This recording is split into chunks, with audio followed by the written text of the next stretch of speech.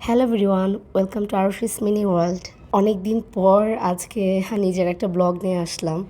আজকের ব্লগটা বেসিক্যালি মাকে নিয়ে চলে গেলাম যমুনাতে আমি, ভাই অ্যান্ড বৌদি মার জন্য মোবাইল কিনতে পুজো উপলক্ষে।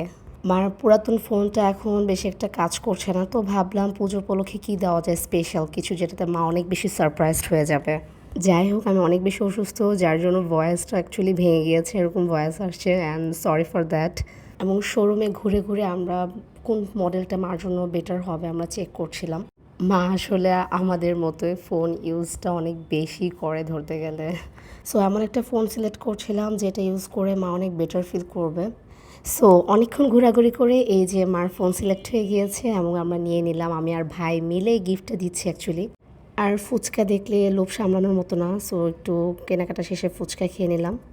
তারপর হঠাৎ বৃষ্টি শুরু হলো, নিজেকে কন্ট্রোল করতে পারলাম না, নেমে গেলাম। এই বৃষ্টির মাঝে আবার আইসক্রিম, আমি বৌদি আমার ফ্রেন্ড মিলে অনেক ভালো লেগেছে। তারপর বৃষ্টি আইসক্রিম শেষে বাড়ি ফেরার পালা। অনেক ভালো একটা দিন গিয়েছে। এখন মাকে সারপ্রাইজ দেওয়ার পালা। এই যে মাকে এখন ডাক দিব সারপ্রাইজ দেওয়ার জন্য, দেখা যাক মার এক্সপ্রেশন। আসলে মা টোটালি শকড ছিল, কজ মার একদম এক্সপেকটেশনস ছিল না যে আমরা এরকম কিছু গিফট মাকে দিতে পারি।